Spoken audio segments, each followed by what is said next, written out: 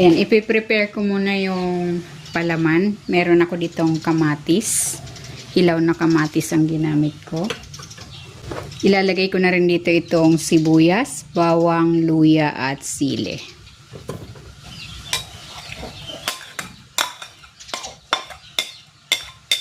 Titimplahan ko ito ng asin, paminta,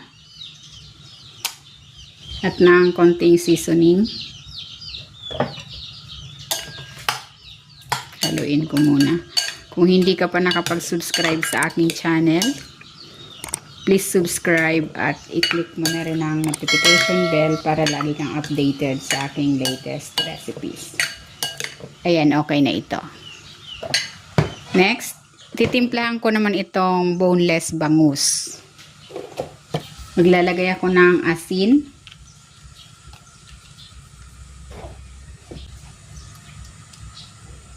paminta,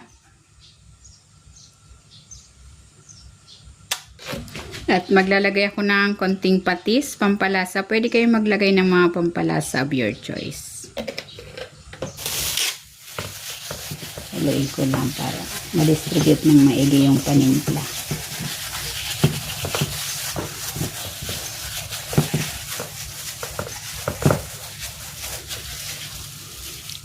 At maglalagay na ako dito ng kamatis mixture.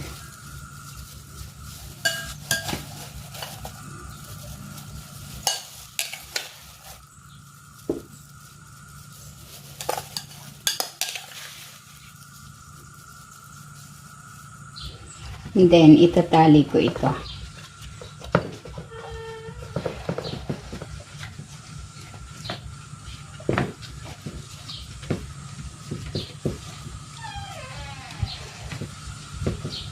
Itatali ko ito gamit itong dahon din.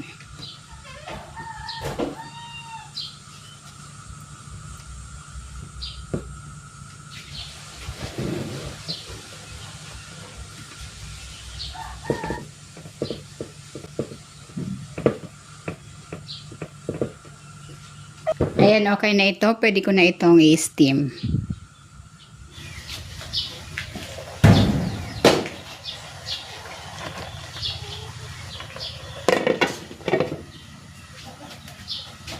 I-steam ko ito for 10 to 15 minutes. Ayan, luto na itong steamed boneless bangus with green tomatoes. Hahanguin ko na ito.